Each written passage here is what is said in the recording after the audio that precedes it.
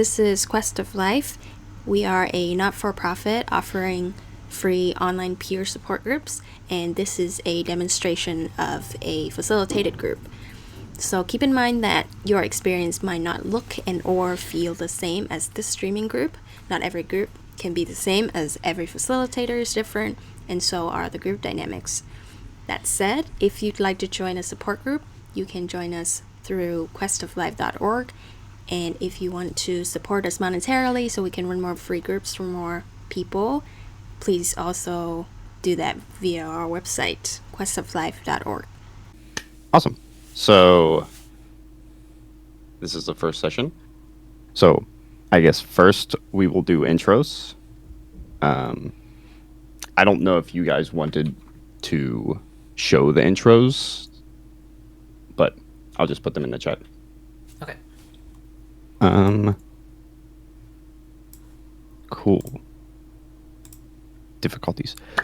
I'll just start. I'm Jake. Hello. I'm a creative person. Actually, first, I'll just state I am feeling some performance anxiety, and I'm trying to be aware of that and regulate it so it does not alter my performance. Okay, emotions out of the way. Cool. Now I can talk about this stuff. So I'm Jake. I'm expressive. My notes are over here. If I'm looking over here, it's because it's my notes. I'm a creative person. I love anime. I love games. Yeah, eventually I want to be a content creator. I want to be a game designer. Yeah, that's me. Oh, my username. So I'm Jake. I've had a lot of nicknames over the years, and most of them have been mocking based. Like it's been like something that people have like mocked me about. So I've had a mini identity crisis about trying to find a name, because nothing really fits, and no matter how much I look, I can't really find something that fits. So I'm just Jake. That's the origin of my name. Where am I currently in life? I'm a coach. I don't really want to be a coach anymore. I can be a coach, but it really depends on the clients that change that. So if I get really, really difficult clients or clients that I just don't gel with, then I'm not interested in coaching. What type of content I like? I like video essays. As far as mental health content, I really like Patrick Teehan. He's by far my favorite content creator as far as mental health stuff. I think he's very clear with his communication, and it's awesome. Yeah, I like video essays about games and stuff. And I want to explore you guys. That's my intro. No pressure. You. I would explore you. Yeah. So I will now hand it off to Anne. My username is my name. I didn't like my name because in Vietnam it's very common, but in the international scene, so far I haven't met another Anne.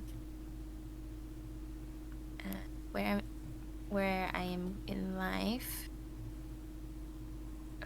I don't know where I'm going, but this week started some new stuff, work stuff mostly. So, well, I'm an entrepreneur. Maybe that's why there's lots of work stuff. Yeah, lately there's just new projects, and I've been trying out working with people, and I've been finding people, and so we're starting new things.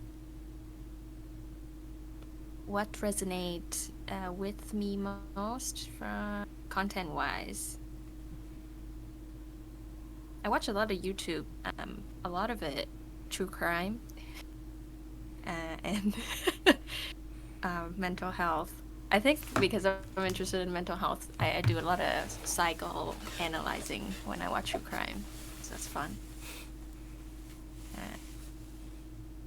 Yeah. What's something I like to explore in this group? I made a list. There's some things that I've been working on that still needs more working on. And then there's some new stuff. I guess we'll find out as we go. I won't reveal it now.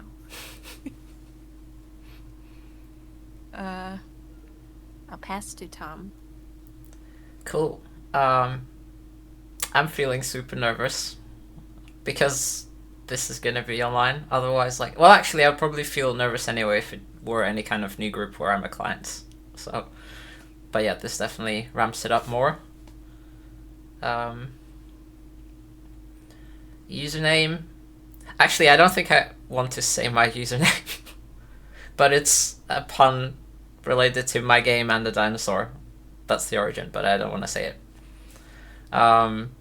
Where am I currently in life? So I'm basically waiting until September to start university. So I'm going back to uni to study psychology, and it'll be like a 1 year master's, and then I'll see what to do after that. Like currently, I'm thinking I want to go down the clinical psychology route, so many more years of studying. But I'll see where I'm at after the first year, because like first time around at university, I barely scraped through and couldn't bring myself to study, and so now it's a question of like, can I do it differently this time around? Yeah, so that's the plan. But until September, I still have a lot to do with like Quest of Life and related stuff. But just trying to, yes, get ready for being a full-time student and doing Quest of Life. And I'm also doing coaching training, so it'll be very busy for at least 2 months, and then it'll get a little bit easier. Content-wise, I watch almost exclusively mental health related content, but also recently, like, I've been moving away from watching content to actually just reading books. So like yesterday I got one that's really excited. It's just like a textbook on psychiatric interviewing, but it has a lot of it talks about stuff like how to approach conversations in a way, like, even so within that kind of context you actually need to ask a lot of diagnostic questions, but how to approach it so that it feels like an actual conversation and not like an interview or like you're just questioning someone, that sort of stuff. And yeah, I just think it's fascinating, like understanding how conversations work and that kind of stuff. And something to explore in this group, I think like my main overall goal will be to focus on like how can I learn to be a proper student and not leave everything until the last minute. And there's going to be a lot to unpack there. And I'm sure there'll be other topics that will just come up as life happens as well. Yeah. Pam? Thank you. I am currently really, really nervous as well. And I just want to get the emotional state out there to be like, I can feel that I am totally overthinking everything. So that's why I maybe be like,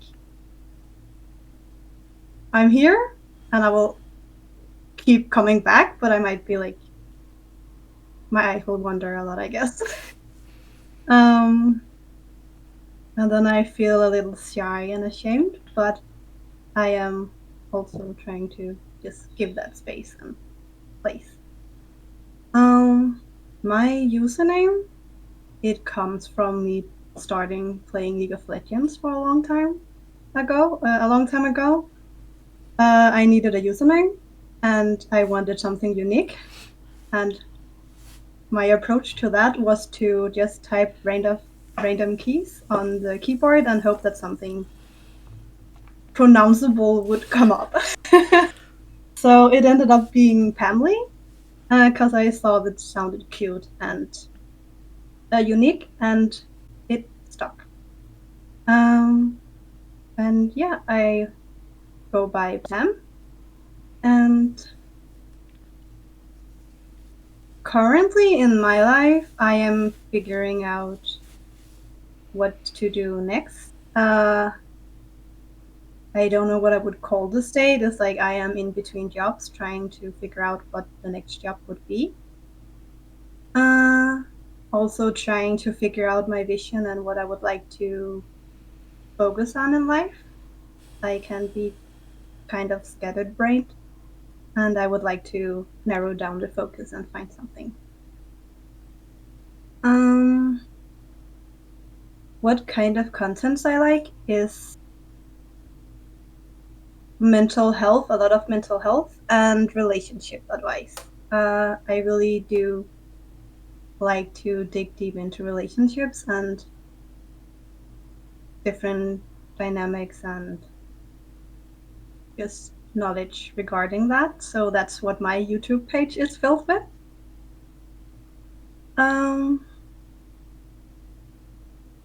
What I would like to explore in this group, I would like to also let that unfold. But I would like to say that for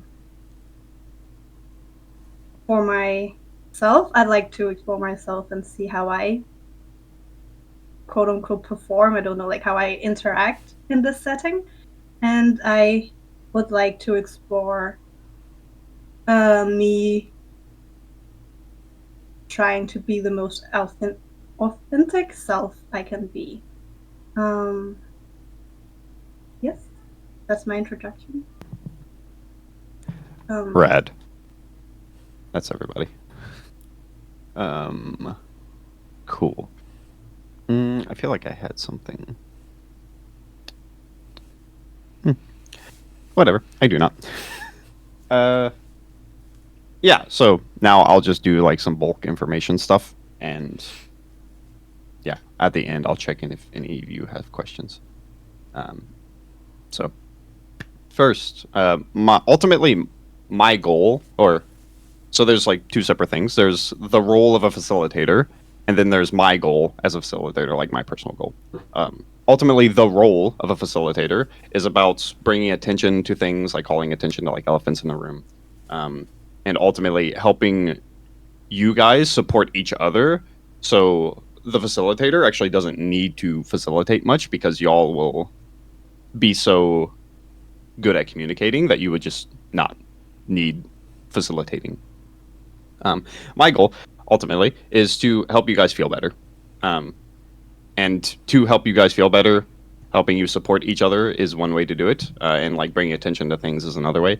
If I feel like something is just kind of like out of your pay grade, I'll just I'll probably check in and just say, would you like me to like take this? If you guys feel either too nervous or unable to, or like incapable to support one of the group members, like you can hand it to me as well, or you can ask me. Like I've had group members say like, Jake, help. So just if you want that, cool. If you want to actually like learn how to support something like that, let me know too. Cool. As far as expectations, I have a couple. The first one is be considerate. The second one is show up, just show up weekly. The third one is try to talk about things that you believe would be helpful. So if you don't think talking about like your league rank would be helpful, try not to talk about it. If you think talking about how you are procrastinating in school would be helpful for you, try to talk about it. Those are the main ones. There's a fourth one. So this one is more abstract, but don't do things that taint the group. What that means is like, don't date each other. Don't like violate people's boundaries. If someone's like, hey, I'm not comfortable talking about this, don't like try to get them to talk about it. Stuff like that.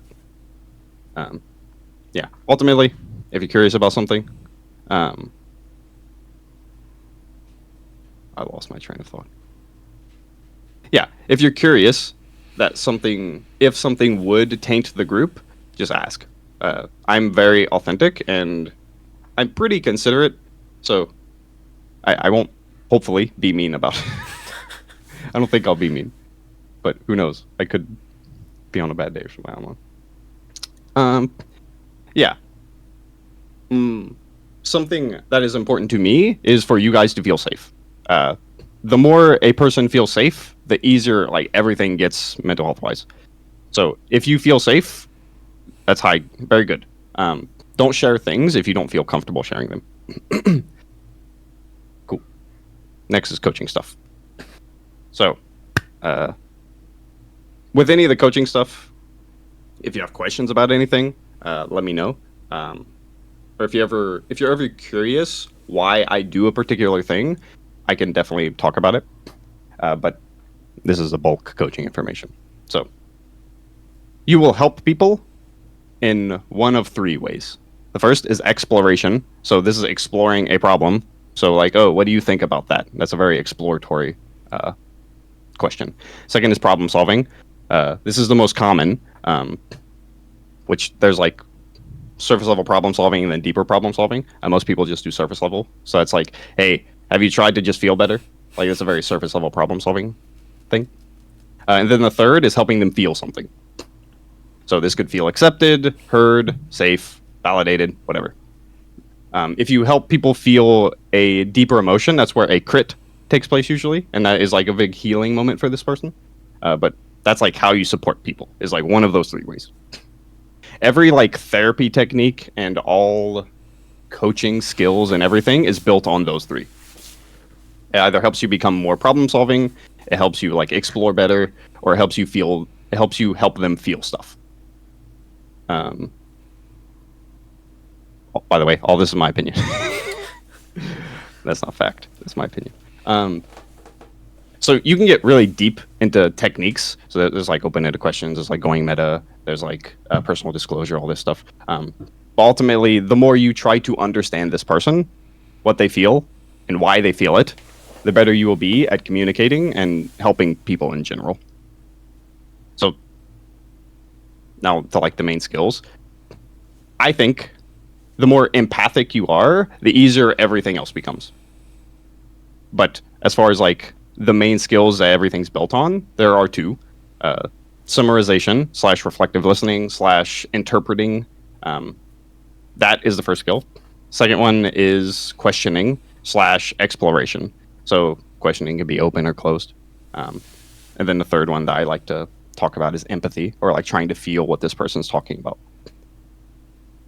To give examples of them, summarizing. So my mom took my pizza. Oh, no, that's interpreting. Yeah, that is interpreting. Whatever, that's fine. Yeah, it sounds like you would feel sad because you were like hoping to eat this pizza and you didn't get it. That's a like reflective listen. There's a lot more interpretation, which is like up to the discretion of the person reflecting. But yeah. Second one is, oh, how do you feel about your mom taking your pizza? That's exploring, like you're exploring this person's emotions. And the third one is like, yeah, that must suck. I would feel hurt if someone took something that I was hoping for. That's like what the skills would look like.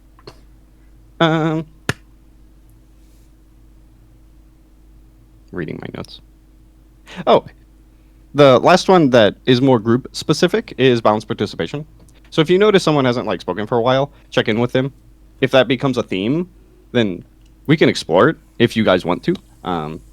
But yeah, it doesn't have to be a big deal. It's just if the person just doesn't feel like they want to share stuff, that's a lot different than I don't feel safe sharing stuff. Yeah. So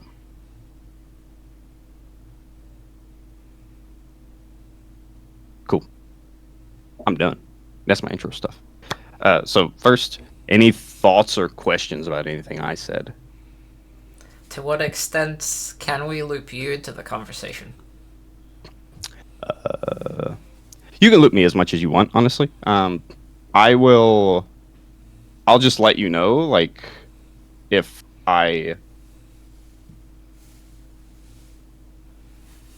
yeah, I'll just let you know. But I tend to be okay being looped in. But I do want to emphasize this group is about y'all guys. You. So I will probably emphasize that as well. Like, I'm 100% cool sharing my emotions. But I'll just re-center it. Like, yeah, so how are you feeling? Mm-hmm. That tends to be how I start each session with every client. So yeah, you can loop me in if you want. You can loop me if you don't want. I'm cool with whatever. You don't have to loop me in if you don't want. Cool. Any other thoughts? Questions? Radical. Cool. So, from here we have a couple options, but I'll just lead with, how's everybody feeling? I'm less nervous now, actually, so that feels good. At least until we start sharing stuff.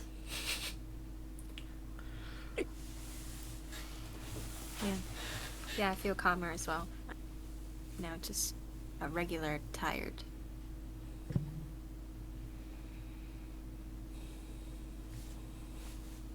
Same here. It's not as, yeah, it's a little more calmer. Still there, but calmer. Cool. Yeah, so from here we can do like exploratory stuff, or we can just do check-ins. Just depends on what you guys want. What the exploratory direction would look like is like, what the hell just happened? So at the start you were really nervous, and now you're not as nervous. Something happened there, so we can explore that. Sounds good. The other one is just, how y'all doing? How was your week? Like, we can do a general check-in of how things are. And I will use a skill called dumping it in your lap a lot. So, what do you guys want? Where do you want to go from here? I like the exploratory stuff because it's different from what I'm used to. Yeah, same. My words too. Yeah. Radical. Yeah, so just, I'll dump this on you again. Yeah, like, what do you think happened? So, when did you notice the pivot? And yeah, how are you feeling now? How were you feeling before? Like, what happened? Was it just talking? Like, yeah, just what happened?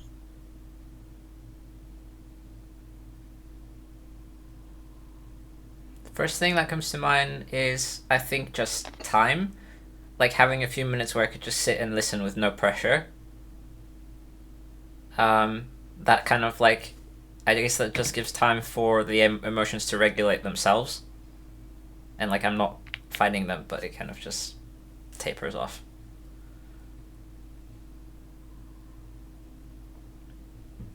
Yeah. Similar in, like, I think I noticed when, Jake, when you were talking, that I noticed that I'm listening and I'm not thinking about how anxious I am. Yeah.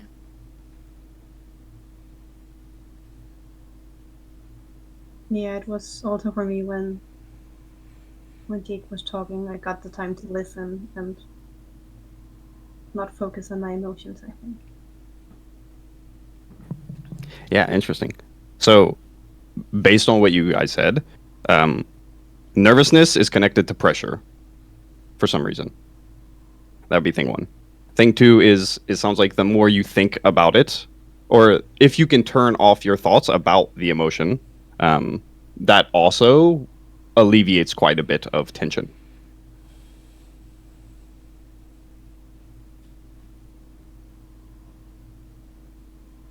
I think for me it really makes sense when you said it was linked to pressure. Because it's like, if you were talking, I felt less pressured. Also for me, I think generally I don't like introductions, so that feels more stressful than just talking like this. Because, I don't know, I never know what to say. Like, there are so many different ways to go about it, and it will paint a completely different picture. And I just have to pick one.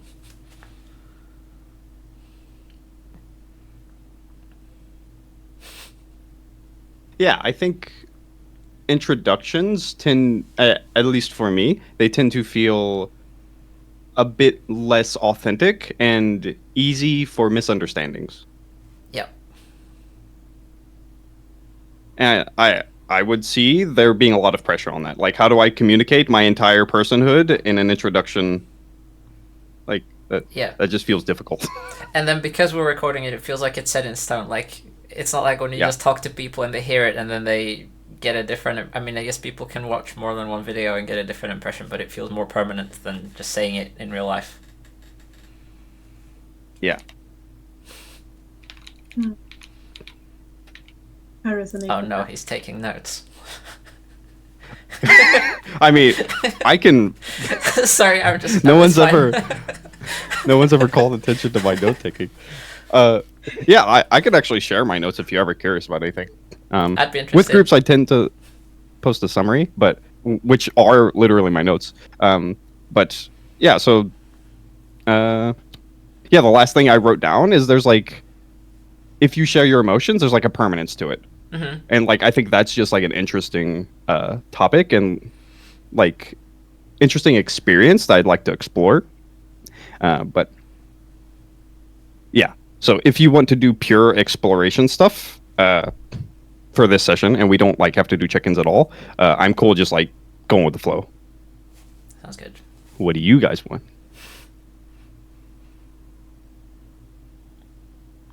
Sounds good to me. No preference. I am open for exploration as well. I tend to like to go that route in general. Cool. Awesome. I think it also feels like less pressure than check-ins. Or I mean, it depends on what you do with check-ins. But what we tend to do is like based on check-ins, we pick one topic and then the focus is on that. Whereas like this feels much more free-flowing. Yeah, so taking a step back, groups can be free flow. Groups can also be structured. It just depends on what you guys want. If you want the structure to be free flow, that can definitely happen. What I tend to do is I will free flow, and then if the group, if nothing spawns, then we can do a check-in. But yeah, cool. Yeah, so Tom mentioned this, like, my emotions will be permanent, and then, like, I might get misunderstood. Like, what's up with that?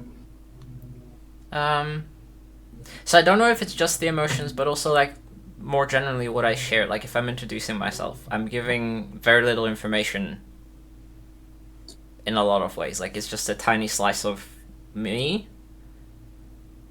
But then if it's recorded, especially, I don't know, it feels really personal even though it's not. And with emotions, it depends on how I feel about the emotions. So if I feel okay about feeling them, then it's not a problem. But if I were to share an emotion where I also feel ashamed for feeling it, that feels like it will create a permanent impression in people's minds because like there's something wrong with feeling that way, so they're going to judge me for it. And that feels like a big deal.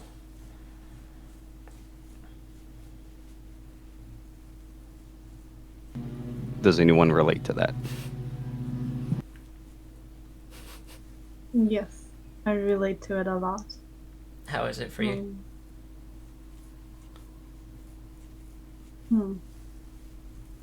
It's, I think for me, it's like it ends up becoming really overthinking.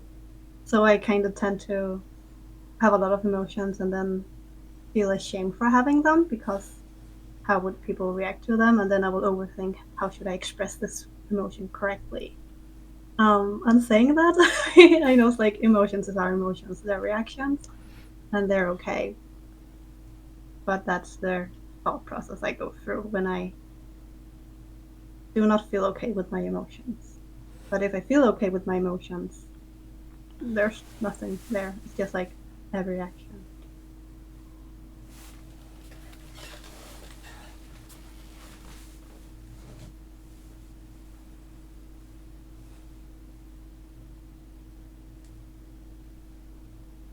I How is that? relate, but not in Please continue. specifically online. Reminds me more of just in general. I experienced that sharing something with people and them thinking that's who I am forever.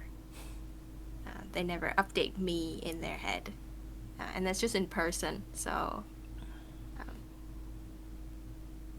yeah. I don't know how it'll be online. I think it'll be a little... Actually, maybe I haven't thought about it as much because I watch a lot of people on YouTube like religiously, so I could see a journey, and maybe I assume that that's what people will also allow me to be online, to like change my mind.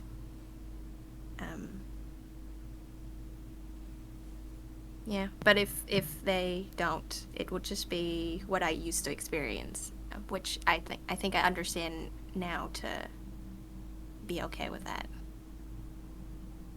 I think for me, there's another component there as well with like, realistically, if anyone's gonna watch this, it'll be people I know or like, but from a professional context, so they don't necessarily know me as like, more like the private side of me, and so that feels weird as well.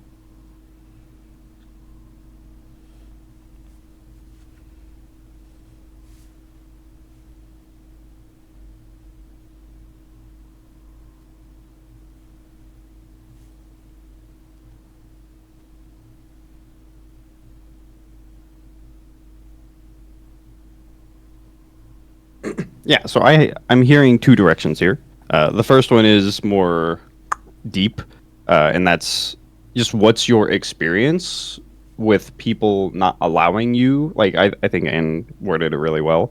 Like you're not allowed to update. You just like you're stamped with something, and you're not allowed to change that. Okay, good. You can't hear the lawnmower outside. The second one is we can more focus on Tom, because I think you're, or if anyone else relates to his experience, I'm cool talking about that as well. But it sounds like you feel like it isn't about being misunderstood necessarily. It's about like this added pressure of having the people you know see you in a more vulnerable state, or maybe a state that you're not like ready to show them, or even willing to show them.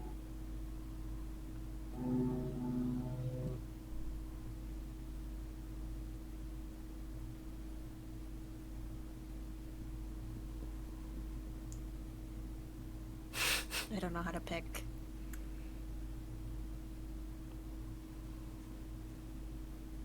You know, one of you who would like to have their topic taken off?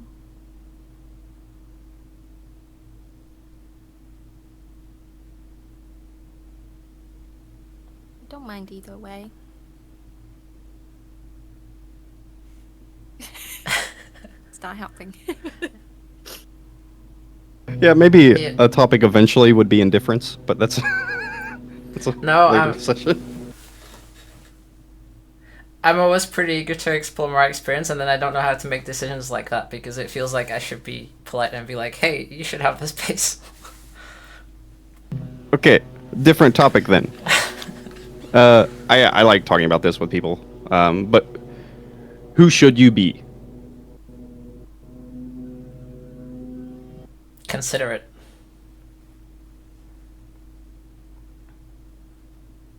And other people take priority. That's the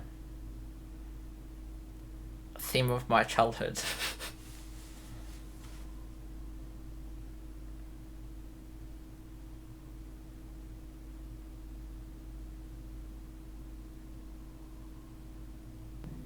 When I ask a question, it tends to be to everybody. I don't know if y'all are thinking or if you're.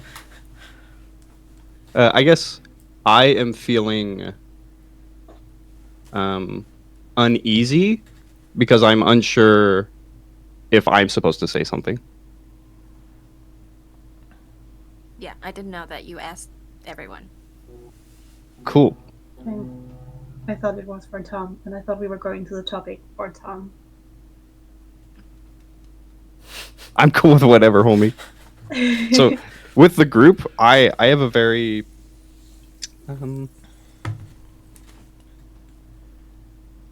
I could endlessly spawn topics.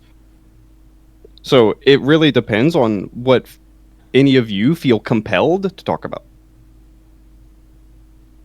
So if the group's like, I want to like explore Tom, I want to give him some space. If it's like, if any of you have like a direction you feel you would like to talk about, cool, we can jump to that. I feel compelled, not sure if I use the word correctly, to have the topic you were asking about, like the who should you be, or like who are you, as like a group discussion, like as a topic taken up as a group, because I think it's something we all relate to.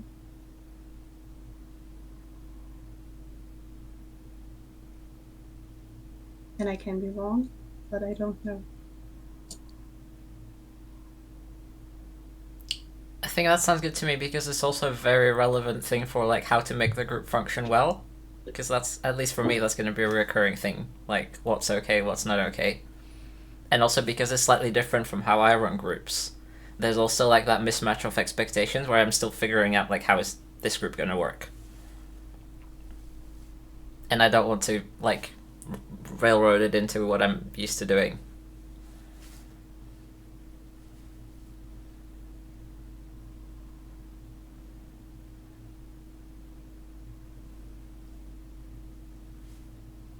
So do I and Pam answer that question now?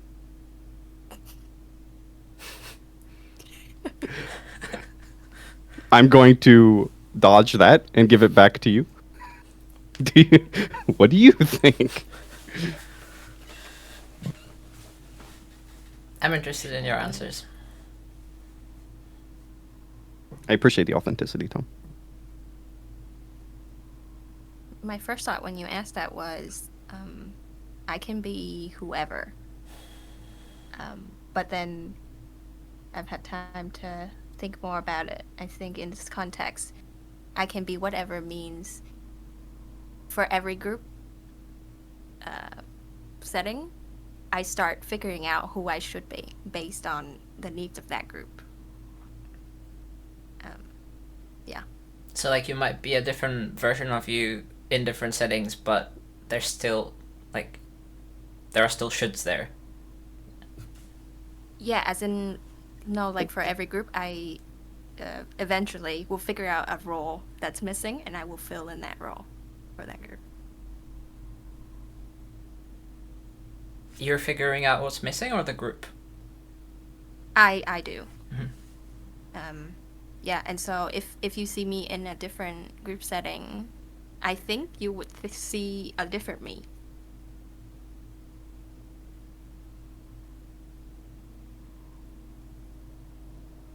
Can I ask more questions about that? Yeah. So I'm really curious, like, if you're joining a new group and you're looking for like what's the role that's missing so that you can fill it, what does that do for you? Or like what's the yeah. I need to be useful.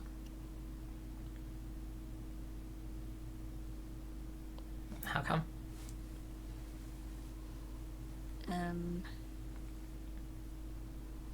I figured at some point in my life that I needed to be so I can live. I didn't find any other reason to live other than to be helping other people.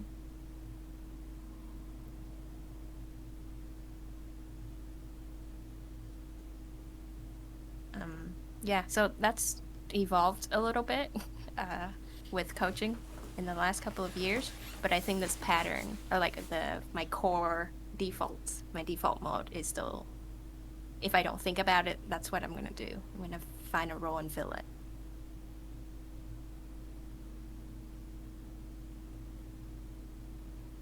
Can I ask a question that might be a little provocative? Sure. What if you don't like the role you find? That's a good question. I think it never mattered if I liked it or not. If I was useful, I was good enough. I think maybe if it was too stressful, I would just naturally disappear slowly so that people don't notice.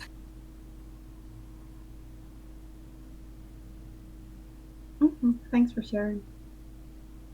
So that sounds like whatever the role is, like it impacts your experience in the group and like whether you even want to be there.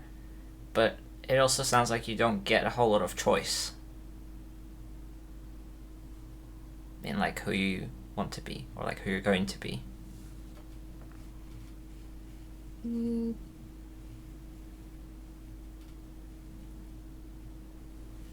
Yes. It's weird because I filled in so many different roles that the feeling is I can just choose any one of them. So I have options. But in that way, the way that you asked it, yeah, I'm kind of confined by how useful I am. I'm maximized for that. And so there's not a lot of options there, actually.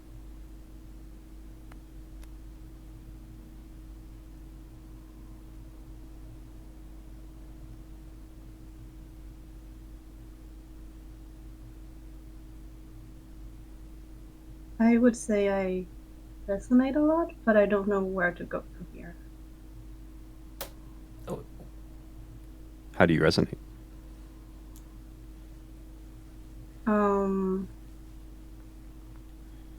I resonate a lot with also the feeling of having for me it's a thought and feeling about needing to contribute to something, and if I don't contribute or I'm helpful or add value, then I feel that I do not add value. So I feel sorry to my English. So I feel I do not have value. It's because I would say invaluable, but that's the like total opposite. Yeah. Yes. Yeah. so for both of you, what would happen if you were to join a group and then like there isn't a role, or like if you weren't to do stuff that adds value, or like if you're not there to help people? What would that do for you? Or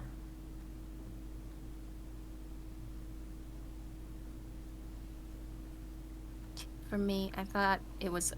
I had a feeling when Pam asked me, "What if I don't like the role that I made for myself?" I think it makes me. What is this feeling?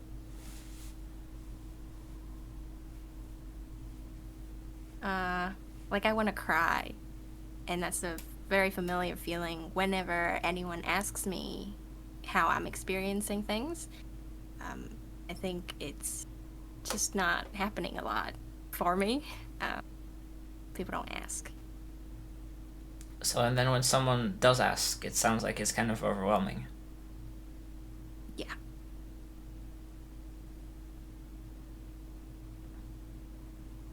What?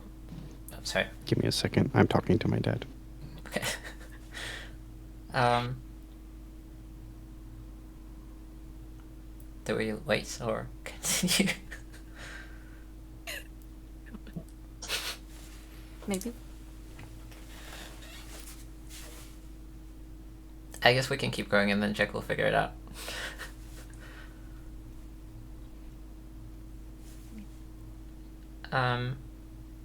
Would you be comfortable sharing like what feels overwhelming about it?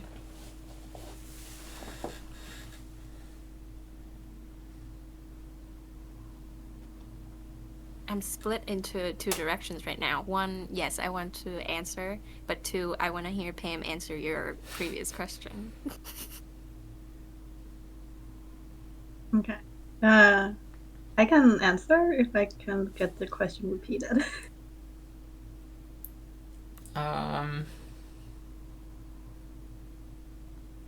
I think it was something along the lines of like, what would it do for you if you were to join a group where you're not doing something that makes you valuable? Like if you're not there to help people, if you're not providing something. Okay. So I would like to answer, and it's gonna be a really deep, vulnerable answer. Like I am okay with sharing. It's just I sometimes face with digging too deep, so I'm not sure it becomes too deep. But I will try, and then we can see if becomes that. I have learned that the emotion despair is a thing, and I'm exploring that. And to me, that's the emotion I experience when I don't add value.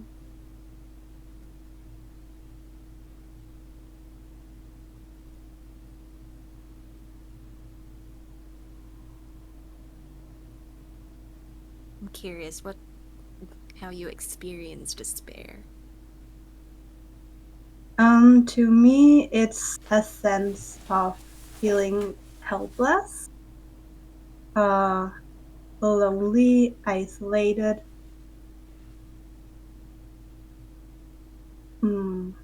worthless, and just totally like panic that there's nothing to do at all. Like it's the end of the world. And that would definitely also look like a lot of crying and just like, I guess it was, yeah, a lot of crying and like, depending on the situation, it could also be like screaming. But I would mostly cry and then like shy away into a corner and be like, okay, I'm all alone. What do I do now? So that's despair for me. Like being stuck in a hole and not knowing how to get out. Like stuck in a hole alone, not knowing how to get out. That sounds super intense, like almost like a life or death kind of situation. For me, it feels like that, yes.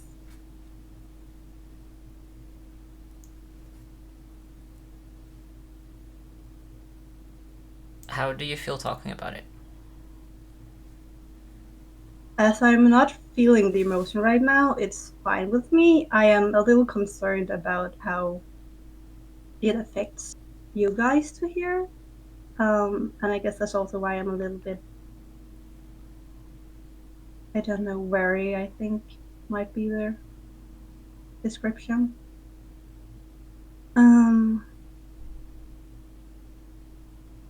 But I also feel like, that's, yeah. Because I also experience and feel it like I am testing waters to see if the space is there. And then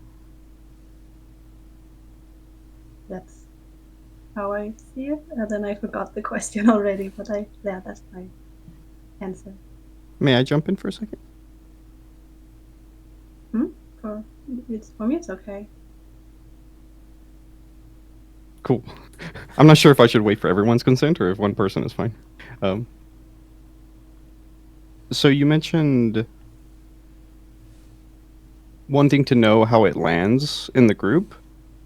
Do you want to ask that? Like, do you want me to ask that question? Like, how did it land for everybody? Or is that something you like actually don't want the answer to? I would like to know. Like, I'm not sure if I'm prepared to hear the answer, but I would definitely like to know. Yeah. We could Group also members. talk about what the answers would mean to you first, if that sounds helpful at all. I think that's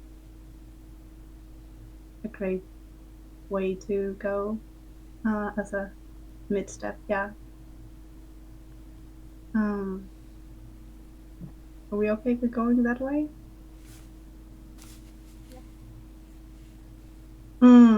So for me, the response would entail, if that's the correct English word, but for me it would mean, or like, for me the response would be an interpretation I would hope would be positive, because previous experience for me sometimes is experiencing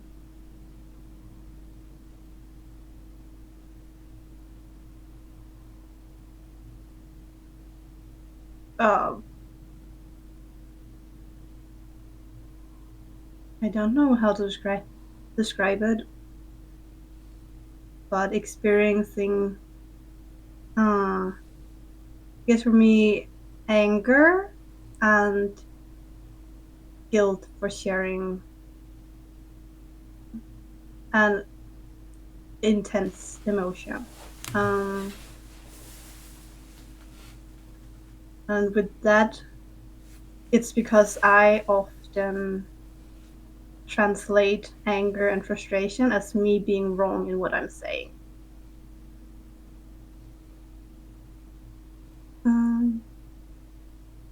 So, do you feel Yeah, angry, I or feel like I'm the babbling right person? now. I'm feeling scared of getting an angry response. Thanks for asking. So that sounds like you've had situations in the past where, like, you showed someone or told someone how you were feeling, and they got angry. Yes. It sounds really hard. Yeah.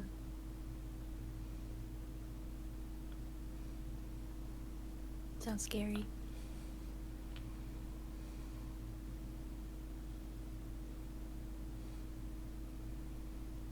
Yeah.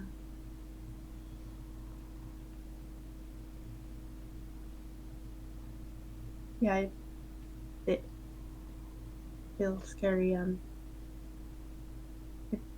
yeah.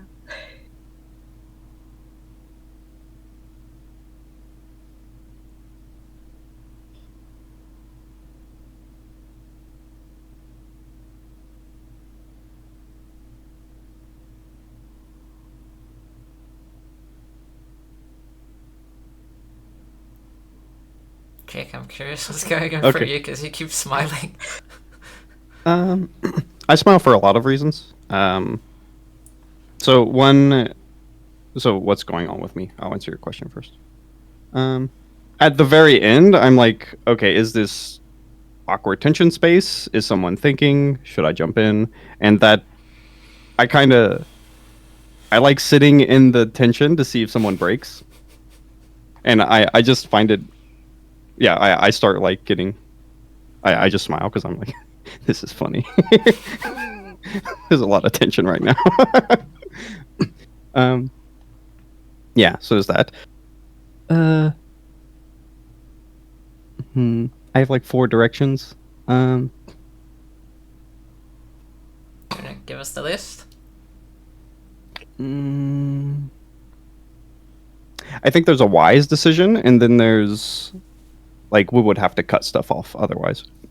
But one is like I wanted to give Pam the consent, or not give her consent. I wanted to ask for her consent on like what she would like to do because we have about 10 minutes left. A bit more if y'all wanted to go a bit over.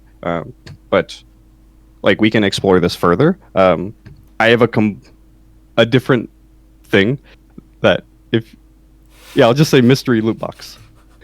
Um, and then we could just move to like checkouts. So I like to do checkouts. This is not mandatory by any means.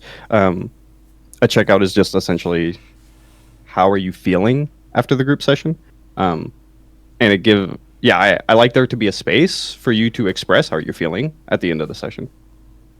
Yeah, we can just move to that. We can dive a bit deeper, and we can kind of just like do a hard cutoff at the end, or we can do mystery box. So we offered that meta conversation and we didn't come back to the original question, so I think we should give Pam the space to decide whether she wants to hear how we feel or not. True. I would like to hear it. It helped being able to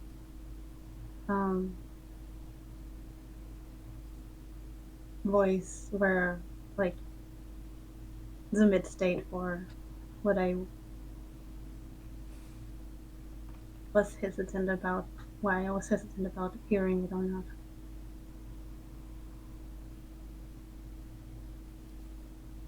Okay. Jake, is it okay if we just go go with that? Yeah, I'm thinking about my response. So Okay, yeah, cool. you're cool. Yeah. So for You me, don't have to ask permission from me, by the way. Okay. For me, I think I just felt really connected to you when you were sharing because it sounds like something very personal, very vulnerable, and very intense. And yeah, so part of me, I like really appreciate that you're sharing it in the first place, and then I'm also very impressed with you sharing it in this kind of context in the first session. And yeah, I just felt really connected.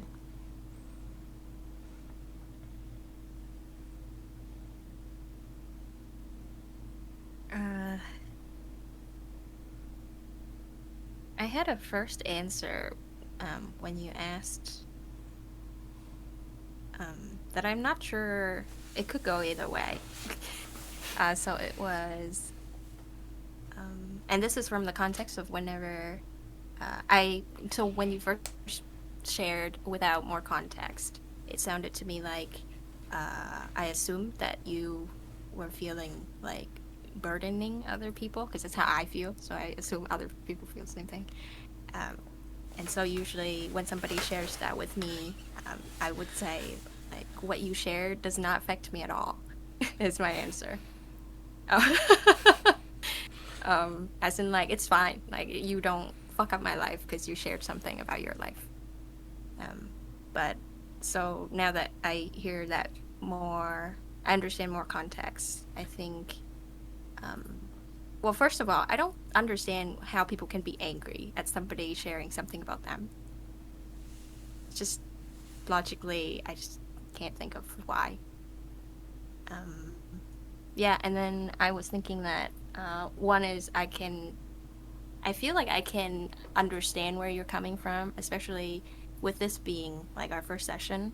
I think it makes sense to have that context to know that it is hard for you to like offer us something vulnerable because you know that we might be angry, and that's not safe. But you try anyway, and like it's good that we discuss this, so we know that.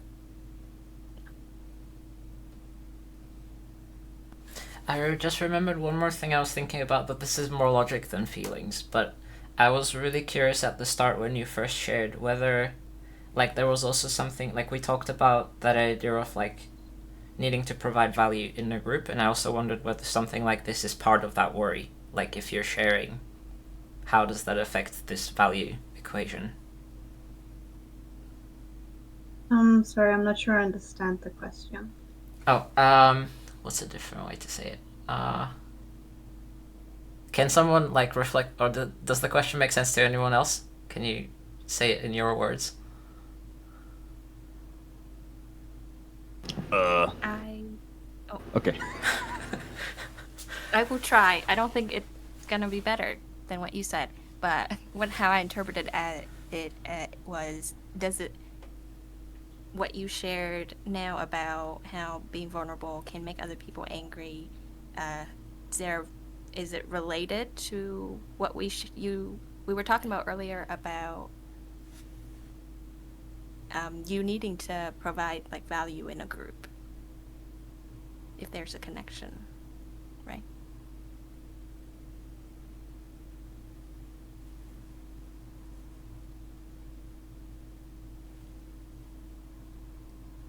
So if I'm understanding the question correctly, if there is a connection between me sharing and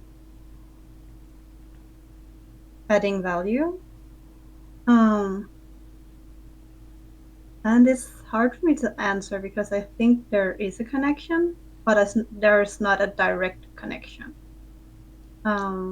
Like I would say the connection could be, and I'm exploring it, like it could be that I do want to add value, but my fear of angering people are bigger here, or like in that situation. Or like if like no, I would rephrase it that my fear of angering people is bigger. So normally I would not say anything.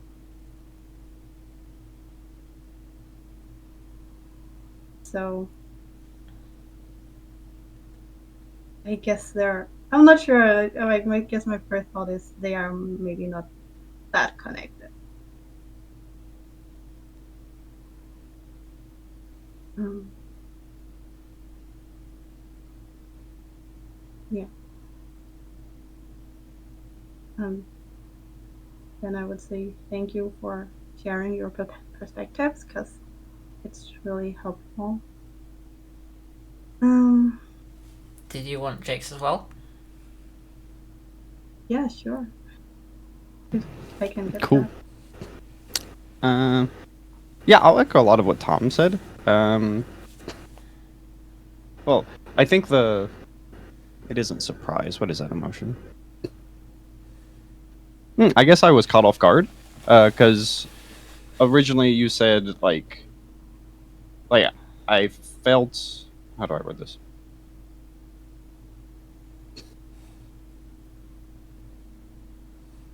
Yeah, originally I was worried that the group would feel really hard for you because it sounds like there was just a lot of like tension for you, and I was surprised or like caught off guard when you were like very authentic, and like willing to explore stuff, and I was like, that's pretty cool.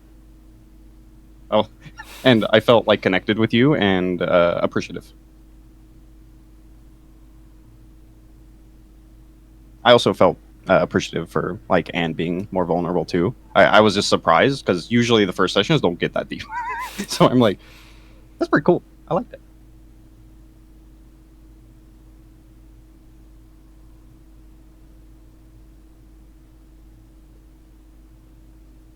Thank you. What now? Yeah, I'm thinking what now? Cool. Yeah. I will take this actually because we're pretty much at time. I want a very small close-ended question here, or I guess it might be a bigger close-ended question. This is a mystery box. How do I word this? Tom, are you filling a role? I'm doing too much facilitating, right? I don't know. I just want your intuition answer to that question. So I think the actual answer is this is something I really enjoy doing, and I get really curious about people, and once it kicks into gear, I get lost in it. So I stop, like, I actually relate to the topic, but it doesn't come up because I'm just so curious about everyone else that, yeah, I just get lost in it. So I don't think it's that I'm trying to fill a particular role, that I feel pressure or responsibility. But my mind just latches onto wanting to know more, and it's really fun for me to like be in that role, I guess. Sure. Yeah. But yeah, feel free to like challenge me on that anytime, because it's not like a deliberate thing. I just, yeah, it happens in real life relationships too. I was gonna point that out in my checkout, because it has an effect on me. Because as I see you facilitate, my brain starts going like, "Well, I'm not facilitating enough. Maybe I should help you." So then you can be a participant. To me, it feels like they're very, like, it's a gear shift. Like, I'm either thinking about my experience or I'm present with other people, and it's quite hard to like switch back and forth quickly. Yes, I think that's fair. I think it's very hard to go from like, I don't think this is the right phrasing, but the giver and the taker. Mm-hmm. Like you're giving to the conversation versus taking from it. I don't know if that's the right phrasing though. Yeah, so we can explore this further if you want. I'll just list off some topics. I'll put them in the chat so you don't have to write them down. Mm-hmm. But these are like general themes I heard. If you want to explore them, you can. One is loneliness, kind of, or like rejection, maybe. That sounds like a common theme here. Being unable to be yourself. Being met with some type of tension when you're trying to express your needs once who you are. This like providing value thing, I think that could be a whole session topic. This one, it would probably be harder to think about this one, but the dissonance that spawns when you aren't who you should be. Yeah. And then the last one was be like, how do we balance Tom's curiosity? Like, how do we like, yeah, go for it, Tom. When you aren't what you should be, so like when you're not meeting other people's expectations, or when you're like acting in line with the expectations and you're not being authentic, or both?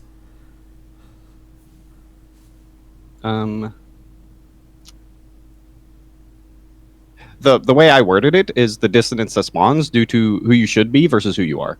Okay. I don't know if that answers your question, but that's how it's. I think it's the first one that I listed. Yeah, but I agree. I think it is the thing. I think it's the first one. Okay. Cool. Before we move to like, well, first, do you want to do checkouts? Sure. Should I listen for one yes, or should I listen for multiple yeses? I'd say multiple. Yeah. I think if we get into the habit of like, especially if there are yes or no questions like this, just like where everyone responds, that might make things easier in the long run. Even if it's just a quick like thumbs up or something. Yeah.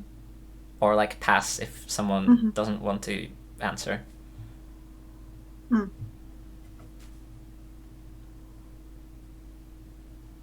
Cool. So I think I got multiple yeses correct. Okay. Yeah, so I guess we'll just shift to a checkout then. So how I do checkouts are just in general, how are you feeling? Yeah, how are you feeling? Is there anything you wanted to express at the end of the session? You can also throw gratitudes in here if you want to do gratitudes. I don't think they're necessary. But yeah, I'm just curious how you guys are feeling about the session. I think, well, I feel like it's not long enough, which is also what I'm thinking. Usually it's a 90-minute session. Oh yeah. We only did an hour. Oh, we did. I didn't even realize that. Yeah, we can keep going. Do you want to just get? Okay, that's cool. I usually start on the dot of 9, or I start like Same. on the hour. So I'm like, I didn't even realize it. Same. I was thinking like this went by so fast, but it didn't click. Get So wrecked. well done, Anne. That's my appreciation. Cool. So do you want to continue checkouts, or you want to just shift back to any of the topics? Let's keep going. I think. I would like to do the checkout and then continue. Okay. Cool. Sounds good. A little weird, but yeah, I would like to do that. I mean, I'm having a good time. Still a little bit nervous. One thing I'm thinking though is like, I think I'd quite like it, Jake, if you jumped in more, even if it's just like with questions of your own. But because we're quite a small group, I sort of feel like you'd probably have a lot of good stuff to add. So like, even if things are going well, I think like feel free to jump in anyway.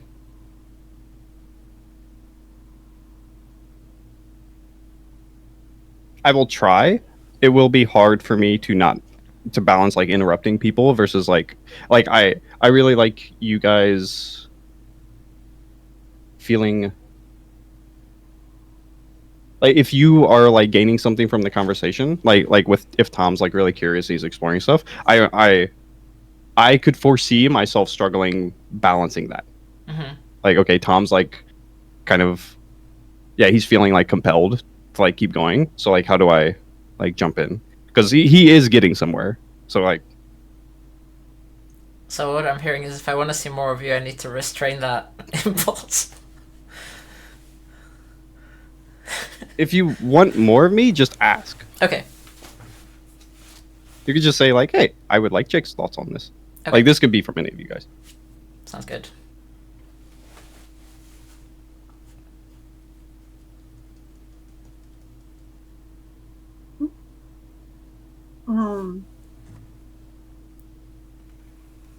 Yeah, for me, it's the feeling of gratitude for the space that I was given, and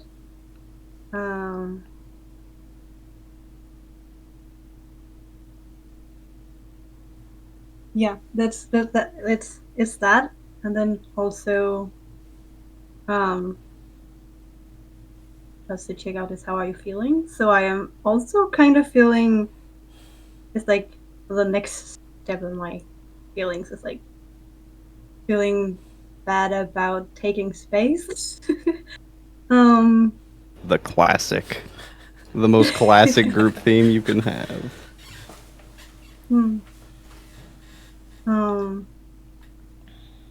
Yeah, thank you.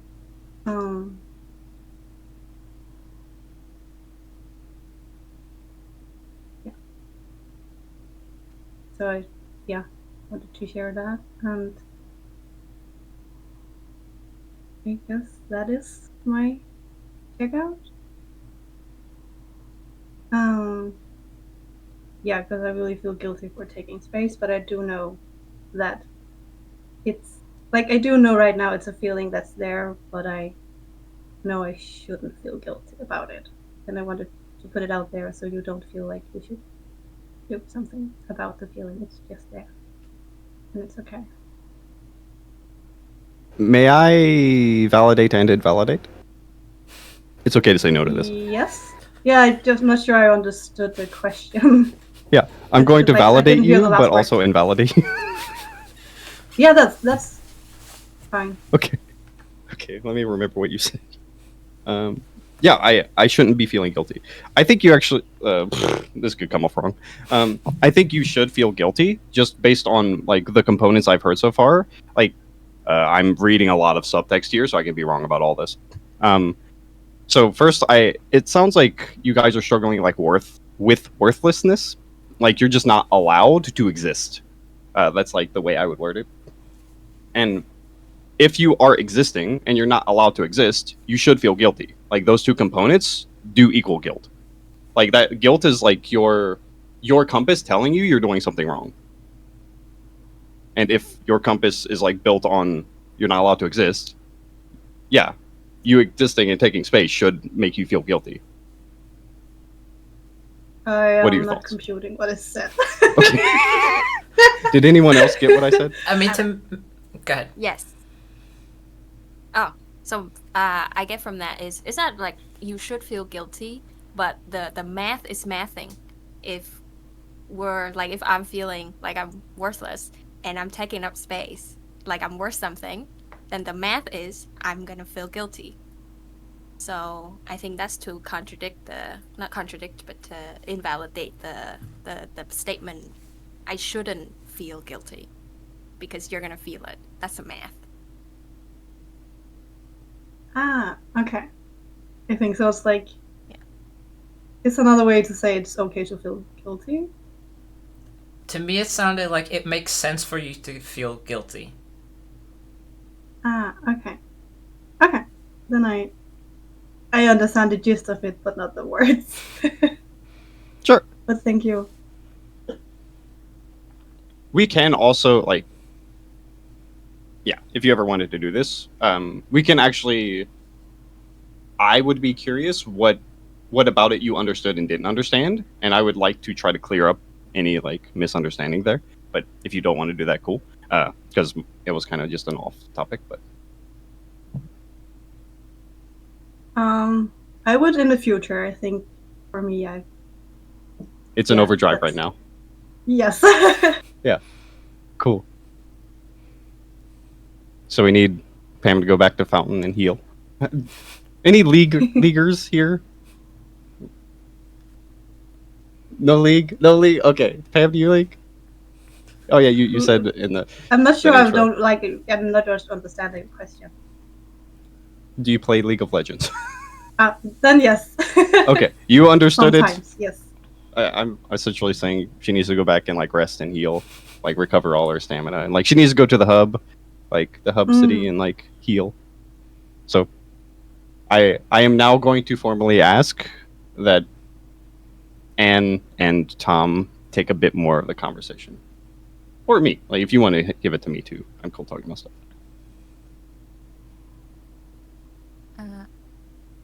I've been thinking about my topic also on the how regroup.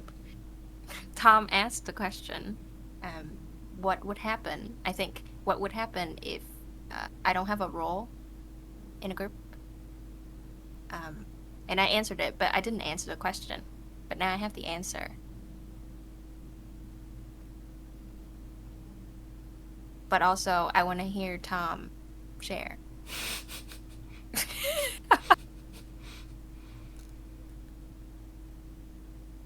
I'm happy to, but I feel like I've shared. I mean, with this topic, I'm actually in a weird place because I'd say I related to this until like 4 days ago, and I don't anymore.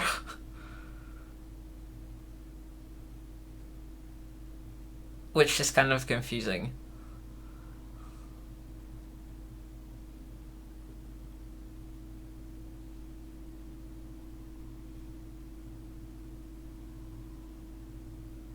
Kind of curious what changed. So like the last 2 months were probably the worst for me mental health wise, like since pre-COVID, and you probably know a bit about it from like our other conversations. But like I've been feeling very stuck, and like I'd wake up every morning and for like no obvious reasons just wake up sort of in fight or flight mode, like cars going by the house or the neighbors making any kind of noise just made me feel really scared. And just like a lot of very physiological anxiety and fear would just come up. So that was like a big part of it, but then also the other part was a lot of shame, and like all my thoughts were really distorted in a way where like whenever anyone feels uncomfortable with anything that has nothing to do with me, my brain would find some way to make it about like, okay, there's something wrong with me, I did something wrong, which is why they now hate me. And so I could see this happening, but like I felt like I had no control over my thoughts. It was all just like really distorted and biased towards like I'm the problem no matter what's going on. And then a few days ago, so I went to London to visit my brother, and we went to see a musical. And then it was just like a 2-day trip. And something, I still haven't figured out what exactly changed, but something shifted during that trip. And I sort of realized that like I've been putting so much effort over the past year, like both in coaching, but then especially the past month, I was just obsessing over like I need to figure out what's wrong with me so that I can fix it, so that I can do all the things that I'm actually interested in and care about. And it sort of hit me that like I can just do the stuff that I want to do, and I don't need to, like, there's nothing to fix. And that like overnight dissolved all of the stuff that I just mentioned earlier. And so, like, now it feels like actually there aren't a whole lot of, or like maybe there are expectations, but they don't really matter. Like, I don't have to live up to them. So, like, that feels very freeing in comparison. And that's why it's kind of, like, hard to directly relate now, because it actually feels quite different. But also I vividly remember relating very strongly.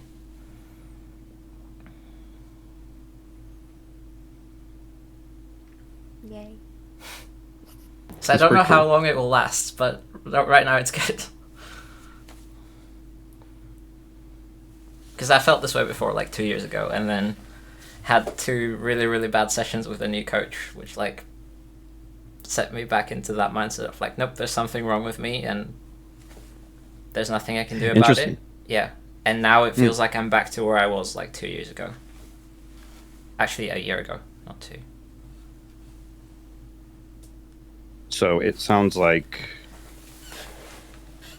there may be a point where you basically what happened last time is you were like you healed a good chunk of things, and then the world gave you the data. You need to still be worried about this, and that like reset the healing. Yeah, and it was a really intense and a really bad experience where like I had a really good coach before that for a year. That's where a lot of healing happened.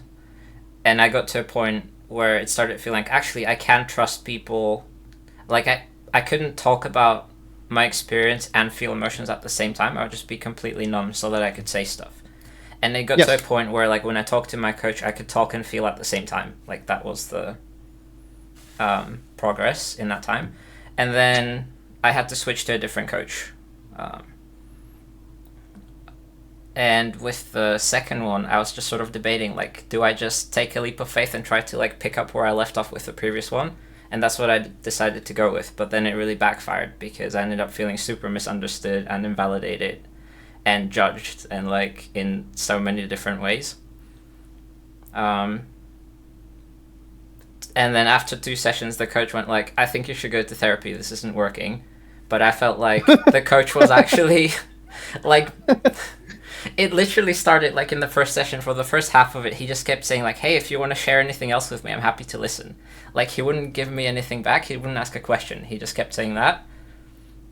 So then I started prompting him, like, okay, can you reflect back what you're hearing to, like, try to get something out of it? And then it just got worse and worse and worse. Yeah. But so, and something about that just made me feel like, okay, so like something has to be really wrong with me if I'm too much, even for a coach. Like if a coach can't handle what doesn't, that's not even, I wasn't even sharing like my worst experiences. It was a relatively, I mean, it was definitely an emotional topic, but it wasn't like the most vulnerable stuff, and that felt like too much. Yeah, that would make sense to me, because when a thing gets healed, like it isn't like just like you don't like Indiana Jones it, like switch it out with like this like new belief system. It's just the old one is like starting to dissipate. So if something isn't like replaced with that belief, then you are likely to, like, it is likely to reform if you're given the same data as you were before, like the reason it formed. Yeah. And so from that, I spent the next year trying to figure out like what the thing is that I need to fix. Yeah. Pretty much. And then I kind of realized that the reason I'm not finding anything, because maybe like there isn't a problem there in the first place. Yeah.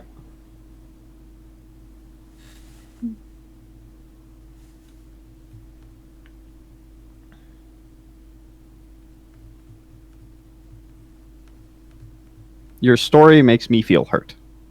Or it doesn't make me feel hurt. Hearing your story, I feel hurt if I was in that situation. I would feel incredibly invalidated, and I would also like question myself a bit, but yeah, that's hurtful. Yeah, it was really rough. Yeah. It's like just asking a person, hey, can you like summarize what you're hearing from me? And he's like, you need to go to therapy. Oh, there was more than that. It basically like it after that he'd reflect stuff back, but it didn't land, so I tried to clarify. So he would pick out like 5% of what I shared. It wasn't particularly relevant. Like he missed all the key points. So I was like, actually, I think this is the important stuff. So he'd reflect back like 20% of that. And I'm like, no, this is the important stuff. And we just kept missing each other for the rest of the session. And it took the whole session for us to get on the same page. And then he concluded like, actually, so I think I understand your problem completely now. And like, if you can't just make a choice, because I was torn, then there's nothing I can do to help. Disgusting. Yeah, so it was terrible. Yeah. I'm also like, hearing it sounds devastating. And then he also kept telling me off for like trying to control the conversation too much, but then when I didn't give him the prompts, he wouldn't give me anything back. So it's like I'm either not doing enough or I'm controlling the conversation too much.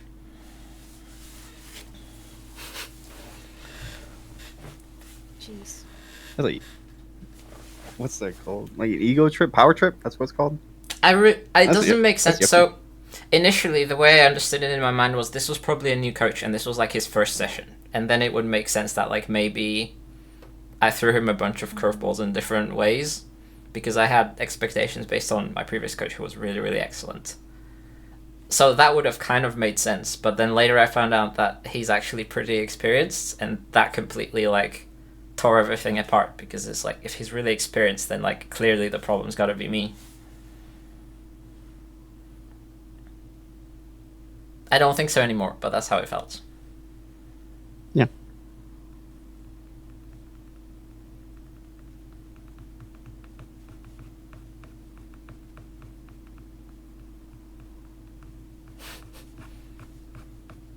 I have opinions of that, but I'm curious how the group members feel. I don't know if like any of either Anne or Pam have like heard this. This is my first time hearing it. I'm like, this is gross. But yeah, how do you guys feel about what Tom shared?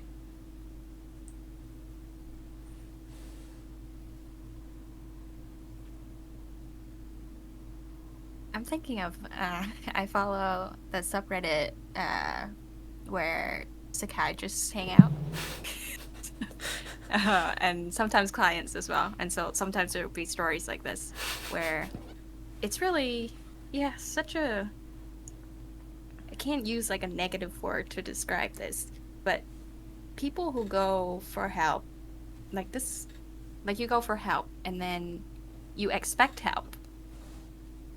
And I would assume that if they can't help, at least it's neutral. But they do more damage back. Yeah. I did ask for a refund and didn't get it.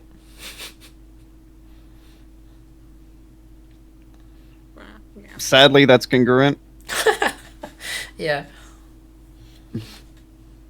So that makes me question, like, how did these people get to working as coaches or therapists in the first place, if this is what they're doing? I also wondered, like, how do they stay employed wherever they are? Because there's, like, feedback and stuff. Like, feedback forms.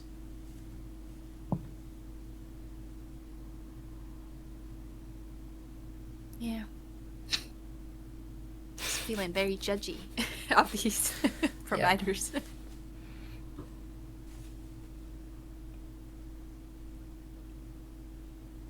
How about you, Pam?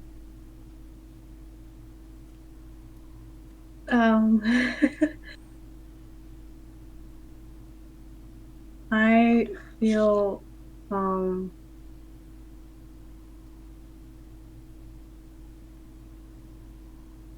I guess I did feel a lot of emotions hearing that roller coaster of an experience, and it unfortunately only goes one way down.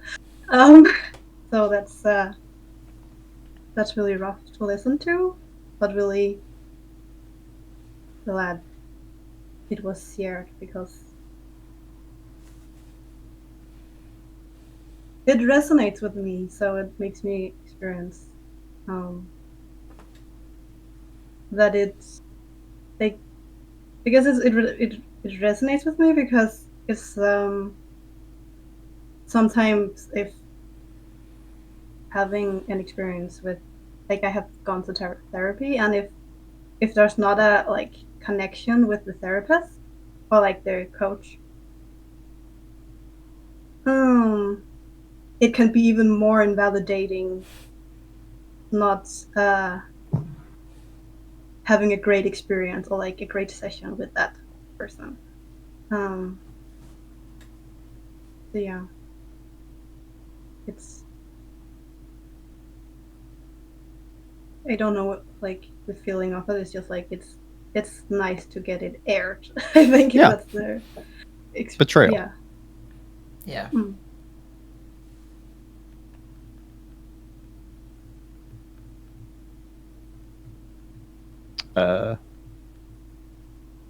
Are you interested in my experience for validation purposes? Yeah, go for it. Cool. My first therapist, one of the coaches whom I admire, I respect, labeled her as predatory. That was my very first therapist, and I'm like, this is awful. I feel incredibly invalidated constantly. She called me a know-it-all. Then my second therapist was okay, but insufficient. And then my third therapist was also... I could see how people would like her. And then I just stopped going to therapy. And I just committed to healing myself with not as many external sources. So I think it's actually, sadly, a very common experience to go to providers. Like the theme I have is feeling betrayed by your providers, which that could be interpreted as like family stuff too. But yeah, it's sadly a common experience. A good therapist is really hard to find. Yeah, and then it's gonna be extra hard, like, if it's your first experience with a therapist and you don't really know what it's supposed to be like or like what to expect. For me, I have very clear. I know what this is supposed to be, and yeah, I'm very. At this point, I can tell if this person's bad at their job, and I just felt really disoriented after leaving sessions with her, and there was like 3 sessions, and she was like breaking a lot of boundaries. She said, "It's a completely off the wall thing," but she was like, "Yeah, I really like cucumber." I'm like, well, what does that have to do with this conversation? The sessions would go like an hour and a half long. They were supposed to only be an hour. I had things to do. Like, this is very weird. Yeah. So I relate to your experience, and I think it's actually common, sadly. And through a lot of my clients, I've heard not like horror stories. There have been some, but most of the time it's just like, yeah, my my therapist doesn't really do much. Mm. So, yeah, it's pretty common. Yeah, I've heard this a lot in our groups as well, where like sometimes people will join because they've had really bad experiences with like clinical providers, and actually like just talking to regular people feels more useful sometimes, or like it's so hard to find someone that they actually work well with and where they have good rapport and like it feels helpful.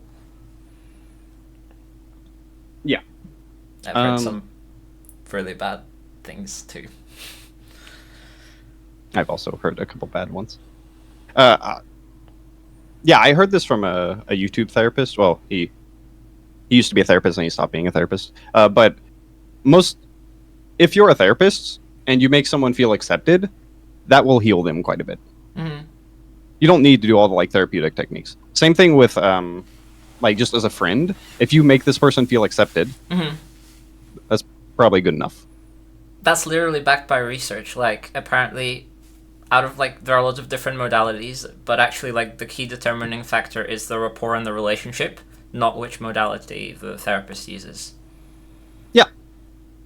Yeah.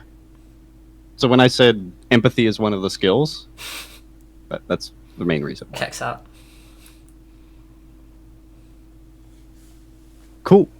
So that's pretty much the session time. Are we doing Yeah. another checkout or? I'm tossing it on you guys. What do you want? I want the mystery box. That was Tom. That was the like is Tom the filling a role.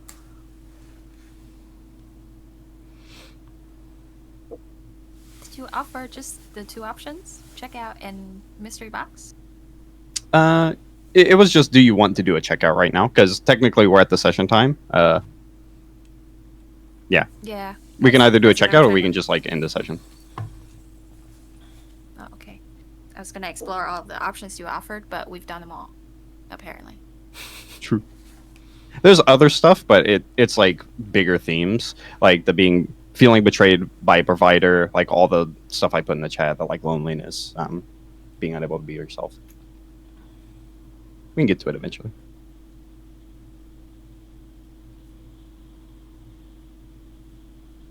Do you want to do checkouts? Yes. I'm open for both. Anne?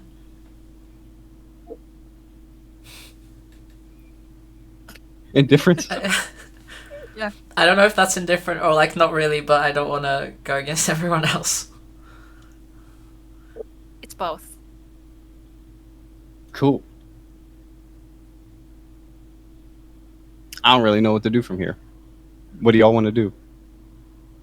Well, you I being... want Anne to be comfortable, so. Did you do a checkout last time, Jake? No. Do you want to do one? Maybe that's the compromise. Do I want to do one? Would it be useful? Do you want me to? Yeah. Yeah. Cool. How do I feel? Good overall. Because my empathy turned on, it turned off a lot of my stress. So I stopped feeling really as nervous when Pam and Anne were a bit more vulnerable. And yeah, that feels good. Overall, I feel good about the session. Yeah, I think there's a lot of topics. I'm really curious about you guys, and yeah, I'm just curious around like what's happened, like what in your life has resulted in the current you. Yeah, I think it was good. I'm feeling at rest, relieved.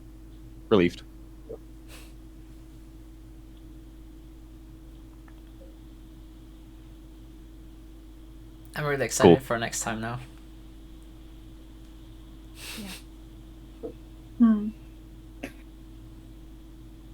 Nice. So great first session. Yeah, first session done, completed. Thank you for watching. Again, if you'd like to join a support group similar to this, you can join us through our website, questoflife.org. And if you'd like to support us with our mission, please consider donating and or volunteering. You can also do that via our website so that we can run more free groups for more people. Thanks.